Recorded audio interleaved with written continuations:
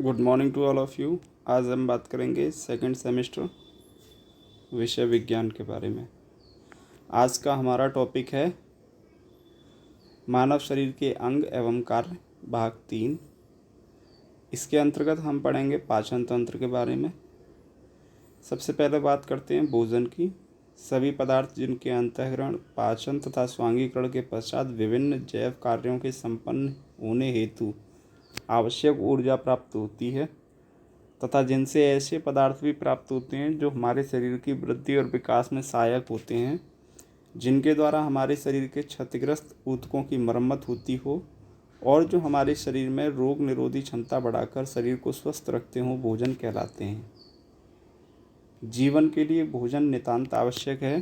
भोजन शरीर की निम्नलिखित आवश्यकताओं की पूर्ति करता है। नंबर 1, जीवन शरीर की विभिन्न क्रियाओं के लिए ऊर्जा उत्पन्न करता है। नंबर 2, भोजन बालक के शरीर का विकास करता है और नई कोशिकाओं के निर्माण में सहायता प्रदान करता है।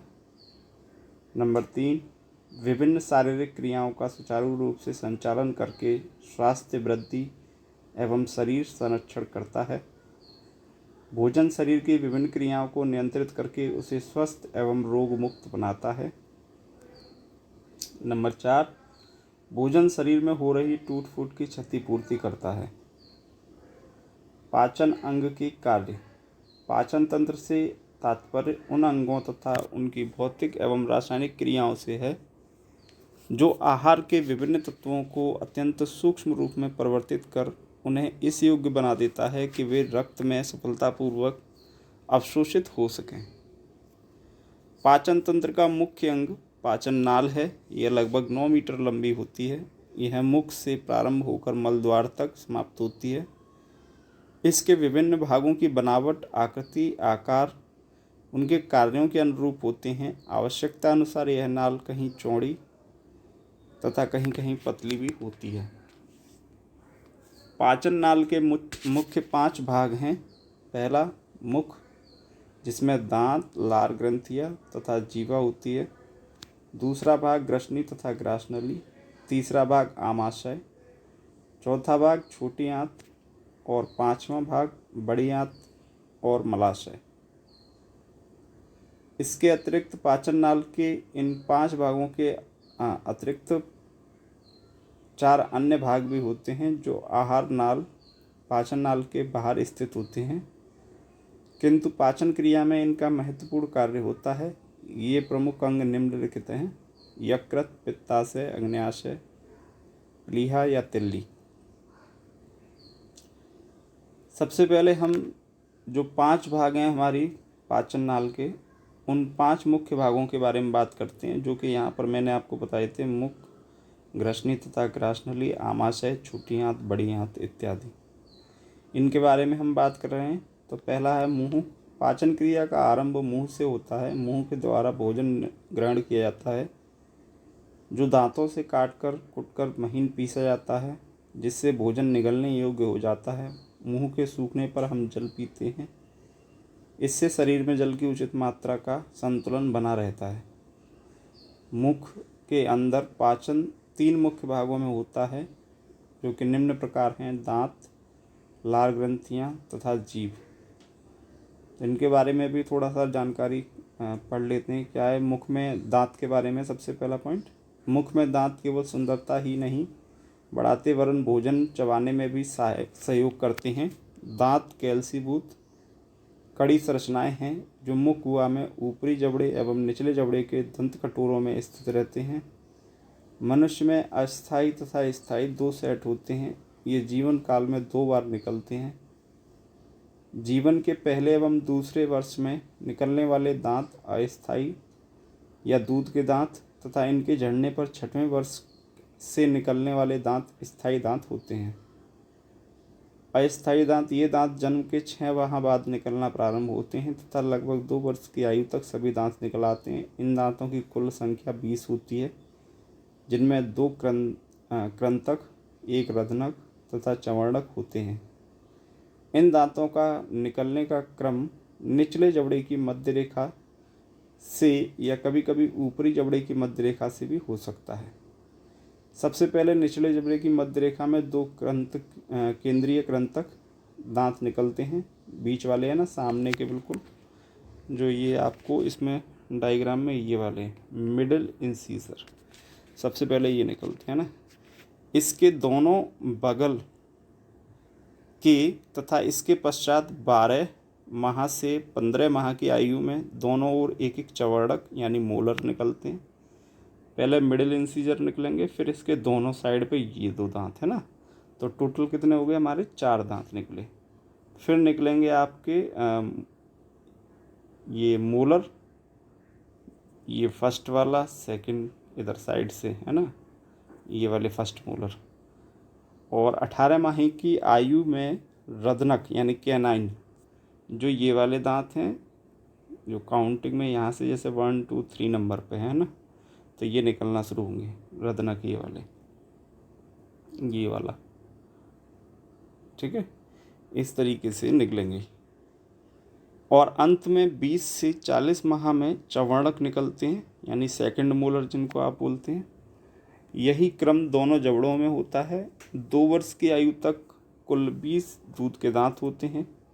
यह 6 वर्ष की आयु तक रहते हैं। इसके पश्चात दूध के दांत गिरना प्रारंभ कर देते हैं तथा उनके स्थान पर स्थायी दांत निकलते हैं। 12 वर्ष की आयु तक सभी दूध के दांत गिरकर नए स्थायी दांत निकल आते हैं तथा 25 वर्ष की आयु तक सभी स्थायी दांत निकल आते हैं। स्थायी दांतों की संख्या 16 + 16 अर्थात कुल 32 होती है। मध्य रेखा के दोनों ओर 8 दांत होते हैं। यह दांत अस्थायी दांतों के स्थान पर आते हैं। इन दांतों में 4 कृंतक इंसीजर जो कि काटने का कार्य करते हैं। दोनों ओर एक एक रदनक या भेदक जो कि फाड़ने का कार्य करते हैं।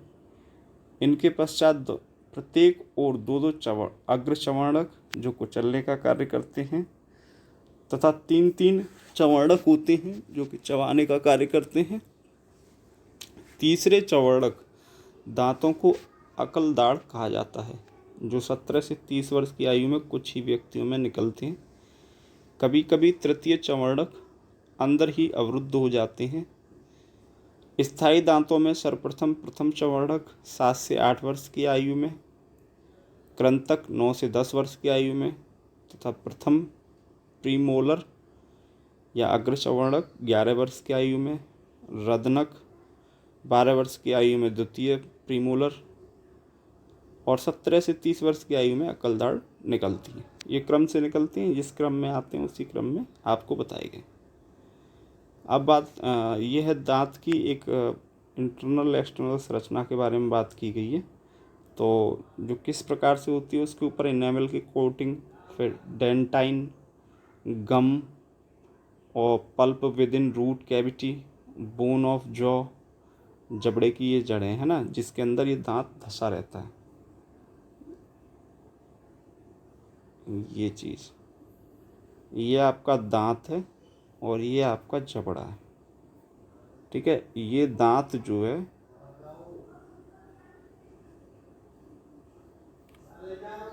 ये आपके जबड़े के अंदर धंसा हुआ, ठीक है। दांत का जो है 3 मुख्य भाग होते हैं, है ना। कैसे बांटा गया है, क्राउन यानी ऊपरी हिस्सा जो दांत का दिखाई देता है आपको, गर्दन जो आपके मसूड़ों पे धसी रहती है, और रूट उसकी जड़ जो आपके नीचे जहाँ तक ये पूरा लास्ट वाला हिस्सा होता है ना, वहाँ तक आपके ऐड होता है। यहाँ पे ये रूट वाला हिस्सा है ना, जो मसूड़े के निचले भाग में होता है, यानी जबड़ा जो लास्ट होता है ना, वहाँ तक होती है। और अगर संरचना के आधार पे समझा जाए तो दांत जो 4 प्रकार के हैं, इंसीजर, कैनाइन, प्रीमोलर और मोलर। सभी दांतों का आकार भिन्न होते हुए भी इनकी रचना समान होती है। दांतों को निम्नलिखित 3 भागों में विभक्त किया गया है। पहला है दंत शिखर यानी क्राउन, मसूड़ों से बाहर निकले हुए भाग को शीर्ष या शिखर कहते हैं। दांतों के शिखरों का आकार भिन्न भिन्न होता है, जैसे कृंतक का शीर्ष छेनी के समान, रदनक का शीर्ष नुकीला, अग्र चवर्णक तथा चवर्णक के सिरे दंताग्र होते हैं, यानी प्लेन सरफेस एक तरीके के। सेकंड है दंत ग्रीवा यानी नेक, मसूड़ों से घिरा हुआ। शिखिल तथा दंतमूल के बीच का भाग शकरा भाग दंत ग्रीवा कहलाता है। दंतमूल दांत का वह भाग जो सबसे निचले तथा मसूड़ों के अंदर धंसा रहता है, जो जबड़े की अस्थिर अस्थि की एलिवियोलर प्रोसेस की दंत कोटर या उलूखन यानी गड्ढा एक तरीके से ना, उसमें धंसा रहता है। कृंतक, रदनक तथा अग्रचवर्णक दांतों में केवल एक एक मूल होता है। यद्यपि प्रथम ऊपरी अग्रचवर्णक दांतों में प्रारंभ में 2 मूल होती हैं। नीचे के चवर्णक दांतों में 2 चपटी मूलें होती हैं। ऊपरी चवर्णक दांतों में 3-3 शंक्वाकार मूलें होती हैं। प्रत्येक दंत शिखर पर एक छिद्र, जिसे एपिकल फोरमन कहते हैं, विद्यमान रहता है, जो मूल नलिका एवं मूल गुहा या मज्जा गुहा तक पहुंचता है। प्रत्येक दांत दांत धातु, दंतवल्क, दंतवज्र तथा दंतमज्जा से बना होता है। दंतमज्जा गुहा के चारों ओर पीला पदार्थ दंत धातु कहलाता है। यह दांत का मुख्य पदार्थ होता है, क्योंकि इसके द्वारा दांत का अधिकांश भाग निर्मित होता है। दंतवल्क यानी एनेमल दंत शिखर को ढकने वाली असंवेदनशील सफ़ेद पदार्थ की एक पतली परत होती है। यह शरीर का सबसे अधिक कठोर पदार्थ होता है। दंतवज्र दंतग्रीवा दंतमूल को ढकने वाला अस्थि के समान पदार्थ है, जो दंत को दंतकोटर में स्थित रखता है। दांत के अंदर एक गुहा स्थित होती है, जिसे दंतमूल गुहा कहते हैं, जिसमें कोमल संयोजी ऊतकों से निर्मित लुगदी के समान पदार्थ दंतमज्जा भरा रहता है। दंतमज्जा में रक्तवाहिकाएं तथा रक्त तंत्रिकाएं पाई जाती हैं, जो प्रत्येक दंतमूल के शिखर पर विद्यमान सूक्ष्म छिद्रों से होकर दांत के भीतर तक पहुंचती हैं। ये जो दांत का डायग्राम है ना, इसमें जो चीज़ें दिखाई गई हैं, ये छोटी छोटी रक्तवाहिकाएं इसमें अंदर नसों में बहती हैं, इसके अंदर, है ना। और इसी की वजह से जब हमारे दांत की एनेमल ख़राब हो जाती है तो हमें सेंसिटिविटी की प्रॉब्लम हो जाती है। और ये दांतों का टोटल कितनी काउंटिंग किस प्रकार से होती है उसका टोटल बताया है। मानव दांत अस्थायी दांत जो होते हैं वो हमारे 20 होते हैं टोटल। स्थायी दांत कुल 32 होते हैं, जो इस प्रकार से डिवाइडेड होते हैं 4, 2 6 और 4 10 और 6 16, है ना। दोनों साइड के बताए हैं, ऊपर और नीचे के करके, और इसमें से आधे आधे कर लेंगे तो बीच वाली जो हमारे दांत के बिल्कुल जैसे ये हमारा चेहरा है ना, दांत जबड़ा है, तो इसमें बीचों बीच से जब हम डिवाइड करेंगे तो 8 इधर 8 इधर निचले जबड़े में, ऐसी ऊपरी जबड़े में बीच वाली लाइन से 8 इधर 8 इधर, तो ऊपर भी 16 नीचे भी 16, इस प्रकार से टोटल 32 होते हैं। बाकी कुछ लोगों के जिनके अक्ल दाढ़ नहीं आती, तो अक्ल दाढ़ों की संख्या है टोटल 4, 2 नीचे यानी एंड पॉइंट होते हैं ये, है ना, और 2 ऊपर। तो इनका जो हिसाब रहता है कि किसी किसी में 2 आ जाती हैं, किसी में 1 भी नहीं आती है, यानी अधिकतम 28 दांत जो है मोस्ट ऑफ ज़्यादातर लोगों में आ जाते हैं, वयस्कों में। 28 के बाद जो होता है वो अक्लदाढ़ है, तो वो किसी में संभव है, किसी में आ जाती है, किसी में नहीं आती। तो किसी के 28 से 29 30 हो जाते हैं, किसी के 31 32 भी। नेक्स्ट पॉइंट है लार ग्रंथियाँ। लार सदैव मुख को तर रखती हैं। लार 3 जोड़ी लार ग्रंथियों से निकलती हैं। इनमें प्रथम जोड़ी निचले जबड़े के कोने में तथा दूसरी जोड़ी जीभ के नीचे और तीसरी जोड़ी गालों में कान के सामने स्थित होती हैं। इन ग्रंथियों का तीसरा जोड़ा विषाणुओं के संक्रमण में फूल जाता है, जिसे आप गलसुआ कहते हैं। जो कान के पास कभी कभी सूजन आ जाती है, दाढ़ के आखिरी हिस्से में और कान के पास, है ना, यहाँ पर, तो उसको हम क्या बोलते हैं, गलसुआ। लार से लाभ। लार मुख को तर बनाए रखती है, भोजन को गीला करती है, जिससे उसे चबाने एवं निकलने में आसानी होती है। लार से भोजन मुलायम हो जाता है, जिससे दांतों द्वारा आसानी से पीसा जाता है। लार भोज्य पदार्थों को घुलनशील बनाता है। विभिन्न पदार्थों का स्वाद जीव का घुलनशील अवस्था में ही मिलता है। लार में टाइलिन नामक पाचन रस होता है, जो आंशिक रूप से मंड को शर्करा में बदल देता है। यही कारण है कि जब रोटी को अधिक देर तक चबाते हैं तो उसमें मिठास आने लगती है। थर्ड जो पार्ट है हमारे मुख का वो है जीभ। मुख गुहा में जीभ होती है। जीभ में स्वाद ग्रंथियाँ होती हैं, जिनके द्वारा विभिन्न वस्तुओं के स्वाद का पता लगाया जा सकता है। इसके अतिरिक्त जीभ के निम्नलिखित कार्य हैं। पहला, जीभ भोजन को निगलने में सहायता करती है। दूसरा, जीभ मुख कुहिका में भोजन को इधर उधर घुमाकर इसे पूरी तरह लार में मिलाती है। तीसरा, जीभ भोजन को बार बार दांतों के बीच धकेलती है, जिससे उसे चबाने में मदद मिलती है। चौथा, बोलने में सहायता करती है। और पांचवा पॉइंट है, मुख की सफाई करती है। अब ये तो हो गए मुख के सभी भाग, है ना। जो हम 5 भाग पढ़ने वाले हैं उसमें अब सेकंड पार्ट आता है ग्रास नली। मुख गुहा के निचले धरातल को ग्रास नली कहते हैं। ग्रसनी नीचे की ओर एक लंबी नली में खुलती है, जिसे ग्रास नली कहा जाता है। नीचे की ओर इसका संबंध आमाशय से होता है। इसका कुछ भाग गर्दन में, परंतु अधिकांश भाग वक्ष गुहा में होता है। यह लगभग 25 सेंटीमीटर लंबी होती है। इसका निर्माण आयाम तथा वर्तुल पेशियों के द्वारा होता है। ग्रास नली में आया हुआ भोजन लगातार सिकुड़ने एवं फैलने की क्रिया के द्वारा ही नीचे खिसकता चला जाता है। नेक्स्ट पॉइंट है हमारा अमाशय। ग्रास नली जिस थैले में खुलती है उसे अमाशय कहते हैं। इसमें भोजन एकत्रित रहता है। यह लगभग 25 सेंटीमीटर लंबा तथा 10 सेंटीमीटर चौड़ा होता है। अमाशय भोजन के लिए भंडार कक्ष का काम करता है। इसका अगला बड़ा भाग राग्मी तथा पिछला बड़ा भाग निर्गमी कहलाता है। अमाशय का अंतिम भाग शंकरा होता है, जिसे निजठर कहते हैं। इसके अंदर एक छल्लेदार कपाट होता है, जिसे निजठर कपाट कहते हैं।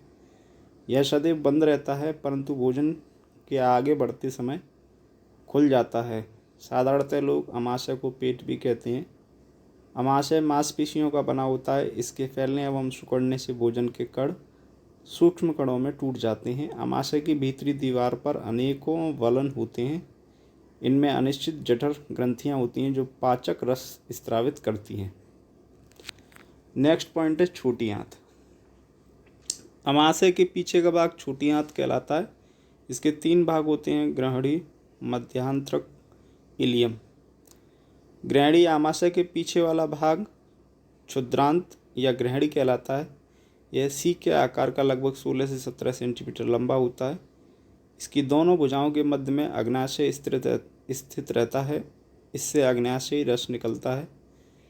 पित्त तथा अग्न्याशयी रस दोनों सामान्य पित्त वाहिनी द्वारा ग्रहणी में पहुँचते हैं। ग्रहणी में कार्बोहाइड्रेट, वसा तथा प्रोटीन का पाचन होता है। मध्यांतरक यह ग्रहणी के बाद का भाग होता है, जो लगभग 2.5 मीटर लंबा होता है। इलियम यह छोटी आंत का अंतिम भाग है, जो 4 मीटर लंबा होता है। इसके अंदर का व्यास क्रमशः कम होता जाता है। छोटी आंत की दीवार में तौलिए की रोए के सदृश पतली संरचनाएं निकली रहती हैं, जिन्हें रसांकुर कहते हैं। इन्हीं के द्वारा पचे हुए भोजन का अवशोषण किया जाता है। बड़ी आंत यह आहार नाल का अंतिम भाग है, जो छोटी आंत से अपेक्षाकृत बड़ी होती है। इसकी लंबाई 2 मीटर होती है। यह छोटी आंत को चारों ओर से घेरे रहती है। छोटी आंत और बड़ी आंत के मिलने की जगह पर एक रचना होती है, जिसे कृमि रूपी परिशेषिका या अपेंडिक्स कहते हैं। यह एक अवशेषी अंग है जो निष्क्रिय रहता है। कभी कभी परिशेषिका में सूजन आ जाती है। इस रोग को परिशेषिका शोथ अर्थात अपेंडिक्स कहा जाता है। बड़ी आंत का अंतिम भाग मलाशय कहलाता है। इसके अंतिम सिरे पर एक छिद्र होता है, जिसे गुदा या मलद्वार कहा जाता है। अब बात आती है पाचक ग्रंथियों की। पाचक नाल के बाहर 4 मुख्य अंग होते हैं, जिन्हें पाचक ग्रंथियां कहते हैं। ये भोजन के प्रमुख रस मिलाने का कार्य करती हैं। पाचक रस मिलाने का काम मुंह से बड़ी आंत तक भोजन के सफ़र के बीच में ही होता है। पाचन क्रिया में पाचन ग्रंथियों का महत्वपूर्ण स्थान होता है। 3 प्रमुख पाचन ग्रंथियां यकृत, अग्न्याशय तथा प्लीहा हैं। यकृत यह सबसे बड़ी पाचक ग्रंथि है, जो गहरे कत्थई रंग की होती है। यह दाएं तथा बाएं 2 भागों में विभाजित होती है। दायां पिंड बाएं पिंड से बड़ा होता है। यकृत उदर गुहा के दाईं ओर डायाफ्राम के कुछ नीचे स्थित होता है। यह यकृत रस का निस्त्रावण करती है, जिसे पित्त रस कहते हैं। पित्त में पाचक एंजाइम नहीं होते हैं, परंतु यह वसा के पाचन में महत्वपूर्ण भूमिका निभाता है। यकृत के नीचे एक थैला होता है, जिसे पित्ताशय अथवा गॉल ब्लैडर कहते हैं। यकृत से बना पित्त छोटी छोटी नलिकाओं तथा पित्ताशय में एकत्रित होता है। आवश्यकता अनुसार पित्त वाहिनियों द्वारा ग्रहणी में पहुंचता है। पित्त वाहिनी में पित्त का मार्ग बंद हो जाने पर यकृत कोशिकाएं बिलिरुबिन नामक पीले रंग के वर्णक को रुधिर से अलग नहीं कर पाती है, अतः यह वर्णक पूरे शरीर में फैल जाता है। इस अवस्था को पीलिया रोग कहा जाता है। इससे त्वचा एवं आँखों का रंग पीला हो जाता है। यकृत के कार्य पित्तरस का स्त्रावण, ग्लूकोज का संचय, ग्लाइकोनियोजेनेसिस और ग्लूकोजिनोलाइसिस और अकार्बनिक पदार्थों का संचय करना, विषैले पदार्थों को निष्क्रिय करना और हिपेरिन का निर्माण करना। हिपेरिन क्या होता है? यह रुधिर को जमने से रोकती है ना। और पित्तरस का स्त्रावण वगैरह जो है शरीर में विभिन्न भागों से बनते हुए शरीर के विभिन्न अंगों तक पहुंचाया जाता है, जो कि हानिकारक जीवाणुओं को नष्ट करके भोजन को सड़ने से रोकता है शरीर के अंदर, है ना। आग्नेयाशय, आमाशय के ठीक पीछे ग्रहणी के दोनों भुजाओं के मध्य में एक दूसरी ग्रंथि होती है जिसे आग्नेयाशय कहते हैं। यह लगभग 18 सेंटीमीटर लंबी तथा 6 सेंटीमीटर चौड़ी होती है। इसका दाहिना सिरा चौड़ा तथा बायां सिरा पतला होता है। चौड़ा सिरा ग्रहणी की दोनों भुजाओं के मध्य में तथा पतला सिरा प्लीहा से मिला रहता है। इसमें एक पाचक रस बनता है जिसे आग्नेयाशयी रस कहते हैं। यह रस सामान्य पित्तवाहिनी से होकर ग्रहणी में पहुंचता है। आग्नेयाशय के कार्य क्या है? आग्नेयाशयी रस का स्त्रावण करना और हार्मोन का स्त्रावण करना। प्लीहा एवं उसके कार्य, यह भी एक लंबे आकार की ग्रंथि है। इसका रंग कुछ बैंगनी सा होता है। इसकी लंबाई लगभग 12 सेंटीमीटर होती है। इसका काम जो है, इसका मुख्य कार्य आमाशय तथा दांतों को जब वे क्रियाशील होते हैं रक्त प्रदान करना। जब इसमें रक्त आमाशय आदि अंगों में पहुंचता है तो वे सिकुड़ जाती हैं और पाचन क्रिया समाप्त होने पर तथा फिर से रक्त आ जाने पर फूल और फैल जाती हैं। इसका दूसरा प्रमुख कार्य रक्त कणों को, विशेष लाल कणों को जन्म देना और विकृत लाल कणों को नष्ट करना है। बात आती है पाचन क्रिया की। पाचन क्रिया जो है शरीर के विभिन्न भागों में पूर्ण होती है। सबसे पहले मुख गुहा में पाचन जो होता है वो किस प्रकार से है? मनुष्य ठोस भोजन को दांतों से पीस पीस कर लुगदी के रूप में बदल लेता है। जैसे ही भोजन मुख में पहुंचता है, लार ग्रंथियों से लार निकलकर भोजन में मिल जाती है। लार में निम्नलिखित पदार्थ होते हैं। नंबर 1, जल तथा श्लेष्म। लार में 95% जल तथा से श्लेष्म होता है। यह भोजन को गीला तथा लसदार बनाता है। Number 2, ptyalin. यह मंड को शर्करा में बदल देता है। सेकंड पॉइंट जो है, आमाशय में पाचन किस प्रकार से होता है? आमाशय में भोजन 3 से 4 घंटे रहता है। यहाँ पर भोजन का मंथन एवं आंशिक पाचन होता है। आमाशय की भित्ति की कुछ कोशिकाएं गैस्ट्रिन नामक हार्मोन का स्त्रावण करती हैं। यह हार्मोन जठर ग्रंथियों को उत्तेजित करता है जिससे ये सक्रिय होकर जठर रस का स्त्रावण करती हैं। जठर रस में 97 से 99% तक जल तथा कुछ श्लेष्म और एवं लवण होते हैं। और दूसरा जो मुख्य भाग है वह है HCl, 0.2 से लगभग 0.5% तक होता है, जो कि निम्नलिखित कार्य करने में सहायक होता है। यह पेप्सिनोजन को सक्रिय पेप्सिन तथा प्रोरेनिन को सक्रिय रेनिन में बदल देता है। भोजन के माध्यम को अम्लीय बना देता है, हानिकारक जीवाणुओं को नष्ट कर देता है तथा भोजन को सड़ने से बचाता है। यह हड्डियों को गलाता है, लार के प्रभाव को समाप्त कर देता है।